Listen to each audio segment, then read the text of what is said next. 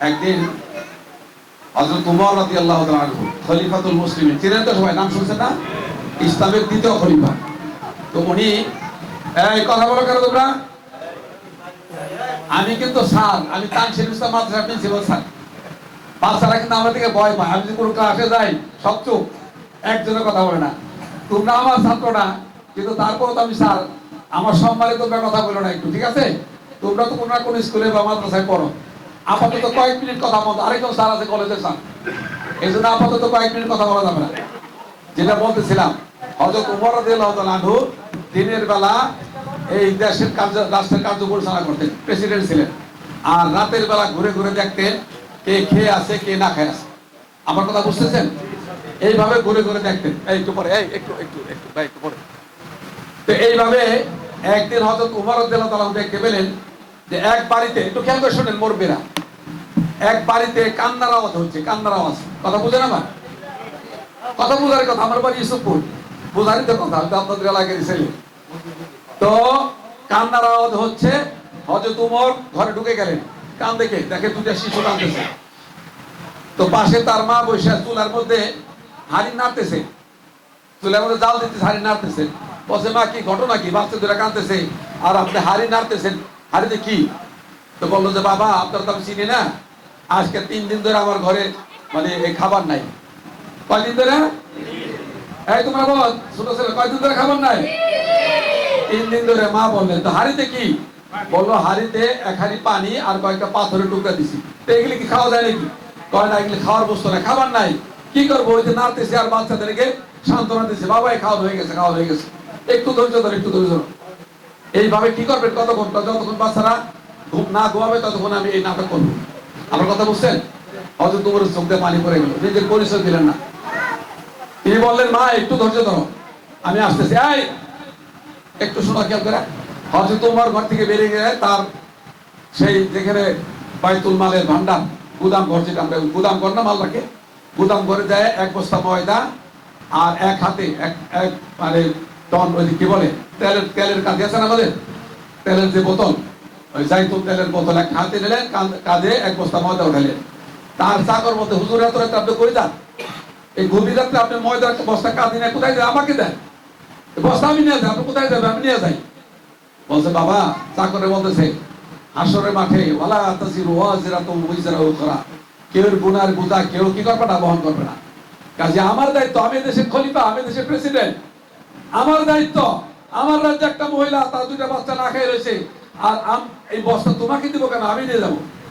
নিজে বস্তা কাঁধে করে নিয়ে ওই তেলের বোতল হাতে করে নিয়ে যায়, নিজ হাতে রুটি বানালেন, বাচ্চা 2টা খাওয়ালেন, ওই মাকে খাওয়ালেন।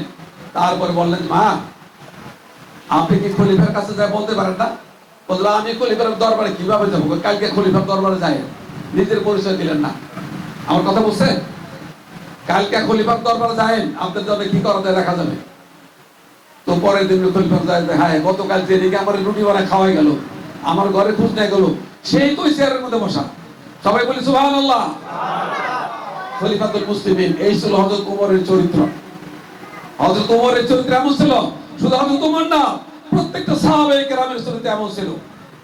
আজকে আমি সংক্ষেপে যে কথাটা বলতে চাই, আজকেও যদি সেই কোরআনের আইন অনুযায়ী দেশ চলে, ইসলাম অনুযায়ী দেশ চলে, সমাজ চলে, তাহলে কি সেই ধরনের শান্তি আসবে না?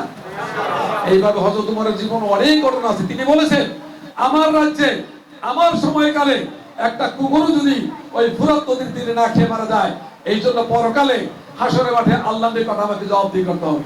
এই ধরনের অনুভূতি হযরত ওমরের ছিল। এখনো সেই অনুভূতি আল্লাহর লোকগুলি আছে না?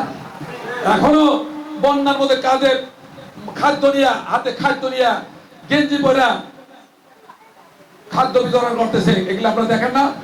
বাংলাদেশ জামাত ইসলামের আমির ডাক্তার শফিকুর রহমান, মানবিক নেতা, দেখতেছেন?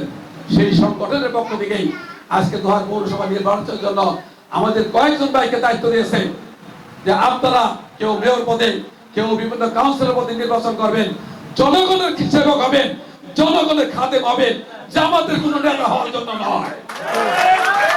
কথা স্পষ্ট, আমরা নেতা হইতে চাই না, আমরা শাসক হইতে চাই না, আমরা শোষণ করতে চাই না, আমরা আল্লাহর কসম আপনাদের খেদমত করতে চাই। ওই যে আমাদের জয়নাল ভাই হয়তো লেখাপড়া খুব বেশি করেন নাই, সুন্দর কয়েকটা কথা বলেছেন। আমাদের আব্দুল মান্নান ভাই 1 নং ওয়ার্ডের কাউন্সিলর প্রার্থী একটা মেসেজ দিয়েছেন যে এলাকায় কোন ছেলেটা ভালো, এই ভালো সাক্ষী দিবে ওই এলাকার মুরব্বীরা, ওই এলাকার যুবক ভাইরা, ঠিক কিনা বলে? এই জন্য আপনারা কি চান এই জয়নালের মতো মানুষ, এই কামালের মতো মানুষগুলো ক্ষমতায় আসুক? চান আপনারা? আসলে কি লাভ হবে? লাভের কথাটা বলে দিয়েছেন আমাদের 2 নং ওয়ার্ডের কাউন্সিলর প্রার্থী মাওলানা খালেদ হোসেন। উনি বলেছেন এই জনপদে, এই দেশে যখন ভালো মানুষগুলো নেতৃত্বে আসবে, ক্ষমতা আসবে, তখন আল্লাহর পক্ষ থেকে রহমত আসতে থাকবে, রহমত আসতে থাকবে। আর যখন সন্ত্রাসীরা, চাঁদাবাদীরা, চোরচুট্টারা দেশ চালাবে, তখন আল্লাহর পক্ষ থেকে গজব আসবে। কি আসবে? আমরা 17টা বছর কষ্ট করেছি না, চলে গেছে দেশ থেকে। আপনারা কি চান নতুন করে এই ধরনের আবার কেউ আসুক? যদি না চান ভালো মানুষগুলো ক্ষমতায় আসুক, এইটা যদি চান তাহলে ভালো মানুষ, বাংলাদেশ জামাত ইসলামী ভালো মানুষ তৈরি করে। কি করে? সৎ মানুষ তৈরি করে। সেই সৎ মানুষের মধ্য থেকেই অনেক বাছাই করে, এই সংগঠনিক বাছাই করে একজন কাউন্সিলর, একজন মেয়র, একজন চেয়ারম্যান, একজন মেম্বার দেয়। আপনাদের এলাকায় জয়নাল ভাইকে দিয়েছে, আমাকে দিয়েছে এই পুরা পৌরসভার জন্য মেয়র হিসাবে। আপনারা যদি আমাদেরকে নির্বাচিত করেন, আপনাদের কথা দিচ্ছি, আবারও কথা দিচ্ছি, আমরা আপনাদের সেবক হব, খাদিম হব। আর আমরা জামাত থেকে আমার রয়েছে এই কথা ঠিক, কিন্তু আমরা জামাতের কথা বলবো না, আমরা সকল মানুষের জন্য নেতা হবো ইনশাআল্লাহ। কথা দেখাইতে পারবো না। আপনাদেরকে আমি ওয়াদা দিতে চাই, আপনারা কি জয়নাল ভাইয়ের পক্ষে কাজ করবেন? আপনারা কি ইসলামের পক্ষে আছেন? কেন থাকবেন না? গত নির্বাচনে 12ই ফেব্রুয়ারির নির্বাচনে আলহামদুলিল্লাহ আপনাদেরকে ধন্যবাদ জানাই, আমি দুয়ার পৌরবাসীকে ধন্যবাদ জানাই, আমাদেরকে এই দাঁড়িপাল্লা মার্কাকে 1200 ভোট বেশি দিয়েছে। যিনি এমপি হয়েছেন তার থেকে 1200 ভোট। আমাদের একমাত্র এই কয়েকটা গুরুত্বপূর্ণ এলাকার মধ্যে, ধারার মধ্যে, এই দুহার পৌরসভায় আমাদের দাঁড়িপাল্লা মার্কা জামাত ইসলামের প্রার্থী 1200 ভোট পেয়ে পাশ করে না, কিন্তু 1200 ভোট পেয়েছে, বেশি পাইছে। সেই হিসাবে আমাদের মধ্যে সাহস আছে যে এই লোকগুলো, ভালো লোকগুলো সংগঠনকে দিয়েছে। আপনারা আবারও যদি ভোট দেন তাহলে ইনশাল্লাহ এই জয়নাল আবেদীন এই 7 নং ওয়ার্ড থেকে বিপুল ভোটে বিজয় হবে ইনশাল্লাহ। আপনারা কি জয়নাল ভাইয়ের পক্ষে কাজ করবেন? হাত তুলে দেখান সবাই, হাত তোলেন। নারায়ে তাকবীর, নারায়ে তাকবীর। সবাইকে ধন্যবাদ। জামাত মনোনীত প্রার্থীকে এখানে 6 নং থেকে কেউ আসে, যে যেখানে আছে জামাতে ইসলামের পক্ষে, জামাত মানে ইসলাম। আমাদের আমি এখানে এসে একটা আলোচনা শুনছি, আমাদের শ্রদ্ধেয় ইমাম সাহেব অত্যন্ত গুরুত্বপূর্ণ কোরআনের আলোচনা করছেন। কোরআন তিলাওয়াতের অর্থ কইছে না? আপনারা খেয়াল করে নাকি শুনেন না? আমি শুনছি উনি কয়েকটা গুরুত্বপূর্ণ কথা বলেছেন যে কোরআনের পক্ষে যারা থাকবে আল্লাহ তাদের পক্ষে থাকবে। সবাই বলি সুবহানাল্লাহ। ফাজকুরুনি আযকুরকুম, এর অর্থই এইটা। আল্লাহ বলেন তোমরা আমার মধ্যে থাকো, আমি তোমাদের মধ্যে থাকবো। এর সাথে কোনো কথা হতে পারে? কিন্তু না, আসুন আগামী দিনে পরিবর্তনের জন্য ইসলামের পক্ষে আমরা থাকি।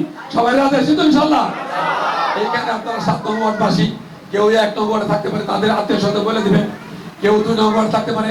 এইভাবে আপনারা যে যেখানে আছেন, আর আম পাবে, আমি তো আপনাদের ভোট পাস করতে পারবো না। কে বলেন? মেয়রকে ভোট দিতে হবে আর আপনাদের কাউন্সিলরকে ভোট দিতে হবে, তাই না? আপনাদের কাছে এই আশাবাদ ব্যক্ত করে আজকের এই আয়োজন আপনারা সারা দিয়েছেন। আমার বিশ্বাস আজকে এখানে মা বোনদের ডাকলে আরো অনেক মহিলারা এখানে আসতো। পুরুষদের থেকে কিন্তু মা বোনেরা ইসলামের পক্ষে বেশি থাকে। আমরা যে নির্বাচন গেলাম হিসাব করে দেখছি, বোনেরা ইসলামের পক্ষে বেশি কাজ করেছে, বোনেরা ইসলামের পক্ষে বেশি ভোট দিয়েছে।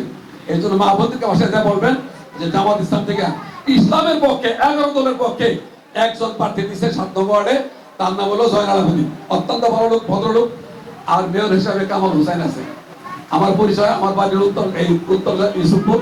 এই যে তানসির ইসলাম মাদ্রাসা, এই মাদ্রাসার প্রিন্সিপাল আমি। আর জামাত ইসলামের সাথে দীর্ঘদিন ছোটবেলা থেকে আছি। আলহামদুলিল্লাহ, আল্লাহ ততদিন বাঁচিয়ে রাখে। আপনারা দোয়া করেন যারা ইসলামের মধ্যে থাকতে পারি, ইসলামের খেদমত করে, জনগণের খেদমত করে যেন আমি দুনিয়া থেকে যেতে পারি, এই আশাবাদ ব্যক্ত করে আপনাদেরকে ধন্যবাদ, মোবারকবাদ জানিয়ে আল্লাহ সাহায্য কামনা করি।